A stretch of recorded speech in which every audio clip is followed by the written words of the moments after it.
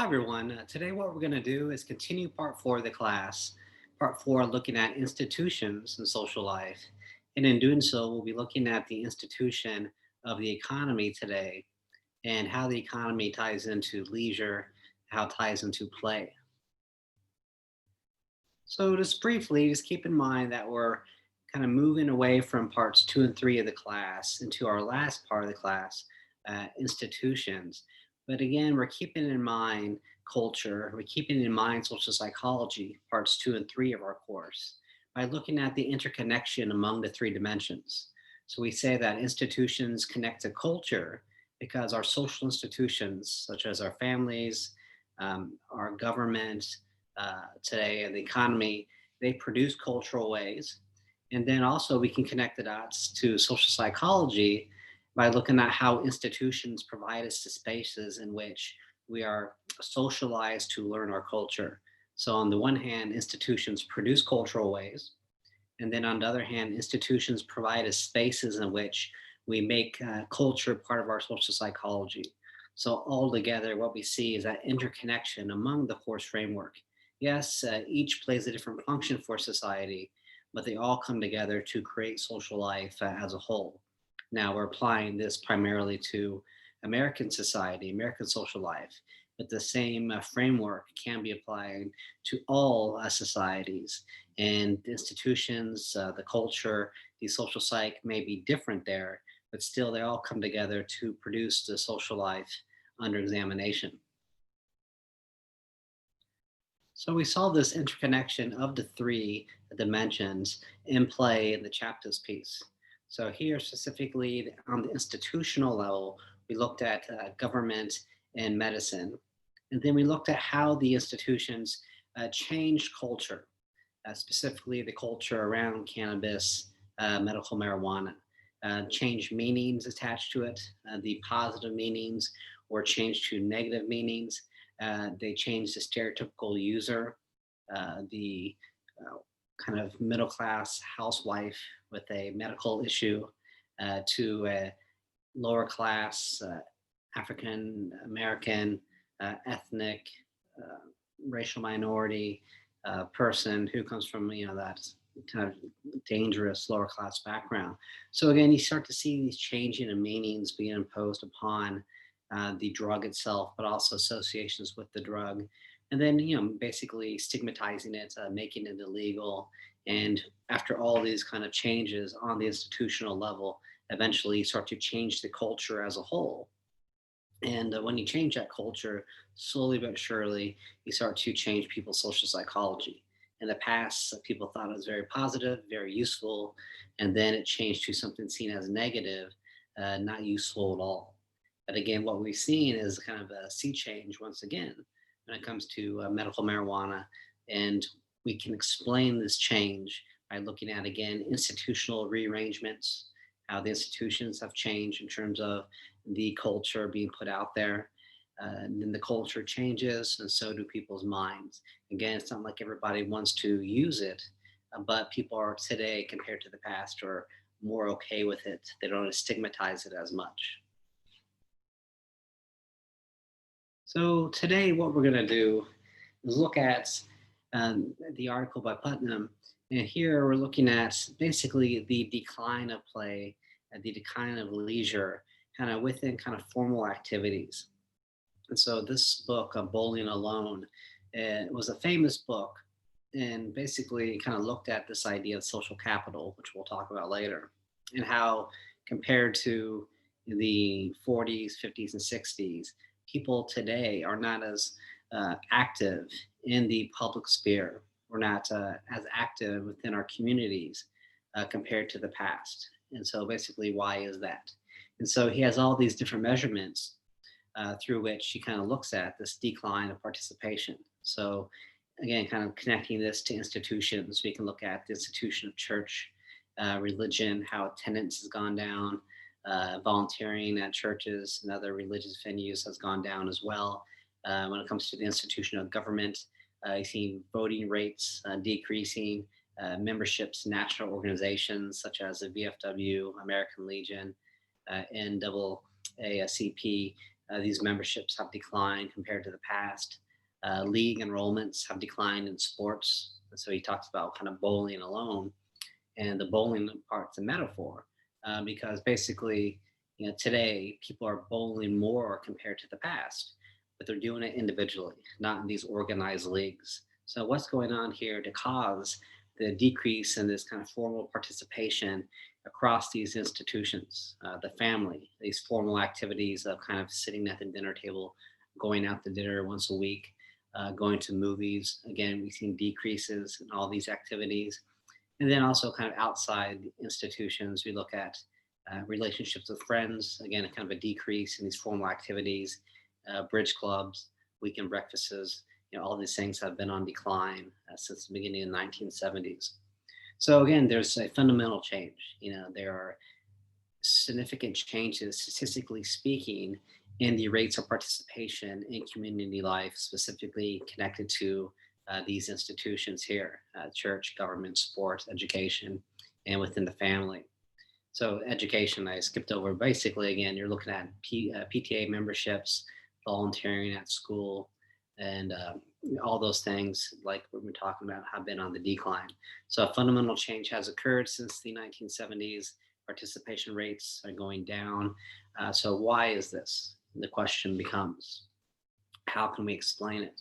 So, before we get into kind of the why and how can we explain it, Putnam is careful to not romanticize the 40s, 50s, and 60s, and maybe the early 70s. We could throw in there too, because although people were participating more, they were more engaged with politics at the local, national levels. They were engaged more with their churches, with sports, and all that. We don't want to romanticize it and say it was some type of perfect era, because during these years, as you know, there are higher levels of formal segregation going on between races, higher levels of prejudice, overt discrimination when it comes to race relations, but also gender issues as well. Women have made great strides towards equality with men, and the gap was much bigger during this earlier time period. And a lot of damages to the environment as well, what unchecked, kind of unseen, uncared for during this earlier time. So again, yeah, there's a lot of things going on that people were more active in their communities, but we don't want to ignore kind of the more negative things going on during this time period: the race, kind of gender relation conflicts, inequalities, and also the damages to the environment. So, with that kind of being put out there and recognized, we get back to the question: why are people not participating as much in public life in their communities today compared to the past? And basically, you start to get into the consequences of this. So, when you're not participating as much, when you see those decreases across the board in membership rates and volunteering and participating, what you see as a result are lower levels of social capital. And these lower levels of social capital basically capture that, in the past, when you have a lot of these social interactions, people had a lot of social capital. And social capital is basically this benefits you receive through social relationships you have, formal networks, or maybe more informal social connections. And so it's a form of capital because you're getting something from it. You're getting peace of mind, you're getting kind of a higher quality of life. Perhaps you're saving money as well. So again, you're not paying with currency, but still a form of capital, because basically you use those relationships, you use your connections to get something in return. And when you're not participating as much, when you're not interacting with other people as much, you lose out on those opportunities to gain social capital. So social capital, can be beneficial on different levels, and the benefits can be seen on the kind of mental level, psychological, as they say. Um, Studies show that when you're participating in your communities, when you're part of kind of social groups, it increases your mental well-being.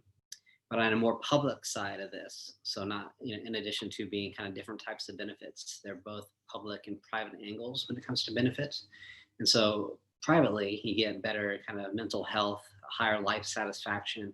But more on a public level, there's more of a community togetherness. People believe it's more about a we than a me, where people are kind of acting together and interacting together as a community rather than as a bunch of individuals who happen to live in the same community. Another benefit can be physical, because when you're actually kind of going out in your community and volunteering, participating, and not only you're mentally kind of better off, but physically you're better off as well. And then we could say the physical aspect on the more public level is the community appearance. And so basically, when people feel together psychologically as a community, they want their community to always appear its best. And you care about that appearance because you care about your community. But when it's more about the individuals in the community, then it's not necessarily about how the community looks, but maybe about how your home looks or how your neighborhood looks. And you could care less, or you couldn't care less about other neighborhoods and other places around your community. But when you have those strong social ties, people not only care about their neighborhood, but they care about all the public parks, all the public tennis courts, basketball courts, all these public spaces that they use, but they also kind of embrace as part of who we are. And that's why we always want to make them appear the best possible. And financially speaking, another angle to the benefits, you look at how on an individual level, you can save money by sharing. And so, I remember growing up, uh, my dad always had, his own lawnmower, and so did everybody else on the block. And same thing for me today. Everybody basically has their own lawn equipment, snow blower, lawnmower, so on and so on. But I remember growing up and my grandparents, my grandparents would look after me when I was younger, when my parents would be at work. And they would always have communal equipment around the block. People would help out other people with the lawns. You would share different equipment when it comes to lawn work. And again, those connections you're making, you're actually saving money as a result. So rather than everybody kind of going out to buy their own equipment, people will pitch in, people will kind of have each other's back. And when you're doing all the exchanging, you're going to be saving money as a result. And then on a more public level, the community saving money. You're saving taxpayer money when you're going out and volunteering to fix the playground equipment, to paint the fences, to pick up the litter. When you're not paying people to do this with your tax money, you're saving the community money overall. So again, social capital, it's not kind of financial capital, the money we have in our pockets we can spend, but it's still a form of capital because through these relationships, we get something back from it. And those benefits we can divide into the psychological, the physical, the financial. And within each of those, there's a private angle more for the individuals, but also a public angle for the community as a whole. So the rub becomes, when people are not participating as much, when the connections and networks are not as visible in the community, then you're going to have lower levels of the social capital. And that can be a disadvantage for people, and a disadvantage in terms of one's mental, physical health, financial well being, publicly, a disadvantage to feeling together as a community, to saving money as a community, and kind of keeping up the community's best appearance. And it's kind of ironic in a sense because today, with the economy going down since the mid 1970s, we need social capital more than ever.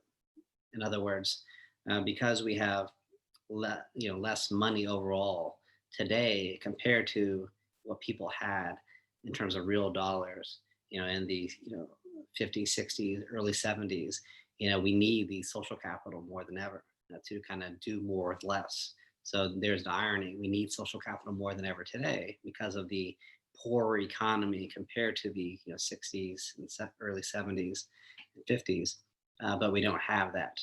So here's where we're kind of getting into more of the why. So, okay, this is the fact. This is what we found with the research and decrease. These are the consequences of the decrease, the social capital. And now we can get to explaining kind of why that is. And here we turn our attention to that economy I just touched on.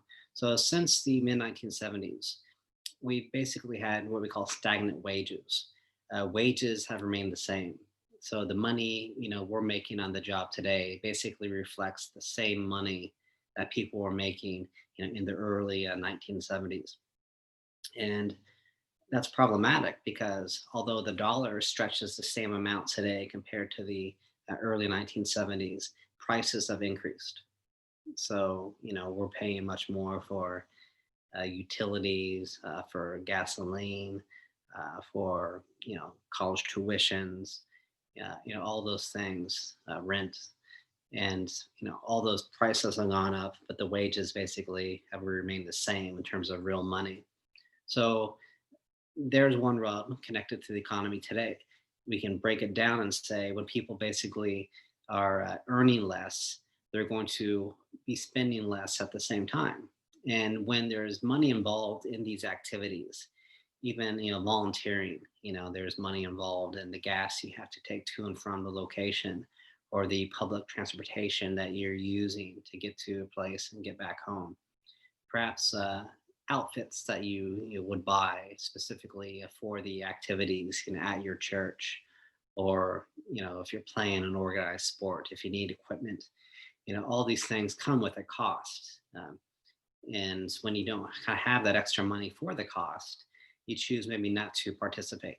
And so maybe you'll still bowl, but you won't do it in a league that has a fee that you have to pay before you enroll, but rather you just kind of bowl when you have the extra money and when you have the time to do it. So that's one connection we can make. When the economy is providing people less money compared to the past, people are going to be less active in those public spaces, because typically when you're active in the public spaces, that does come with a cost. And if you can't cover those costs today as you could more in the past, then you're going to be more kind of inside private spaces rather than outside in public spaces. Another factor tied to the economy, today's economy, we work longer hours compared to the 50s, 60s, early 70s. So the time spent at work has increased compared to the past, but also our commutes have increased dramatically. So when you take the increases of time on the job, commuting to and from the job together, that's less time to spend again doing the community volunteering and doing the institutional participations that people had more time to do in the past. So perhaps, it doesn't come with a lot of costs. You can actually afford to do these activities, but if you don't have the time to do so, then again, you're not going to do it. So today's economy, less money, less time, ties into less social participation, which would tie into smaller levels of social capital. And so finally, today's economy comes with more stress, more anxiety. And this kind of gets into our job security levels have decreased. People don't feel comfortable with their jobs being there for them a year, 2 years down the road. People are more insecure about the money that they do make because they still need to make ends meet and all that. So the financial issues on top of the job insecurity issues, on top of the time issues, people have higher kind of anxiety levels, higher levels of stress. And when you're stressed out and when you're anxious, often the last thing you want to do is go out and participate in these public spaces. You'd rather just kind of sit at home, relax, and recharge your batteries, and however you do that, rather than go out and volunteer somewhere. Because again, you don't have the kind of mental or emotional state you need to go out to the public scene. When you're too anxious and too stressed out, you'll be more reserved and kind of keep in those private spaces. So again, individually, you can connect the dots to lower levels of social participation, lower levels of social capital as a whole, but also all three together in their totality. Definitely, you can see the connection between today's economy and why we have lower levels of participation, and as a result, why today we have lower levels of social capital compared to the past. So this last conversation kind of ties into the next in-class assignment, in-class assignment 8. So kind of keep this discussion in mind when you're completing that assignment. So we'll leave that there for today.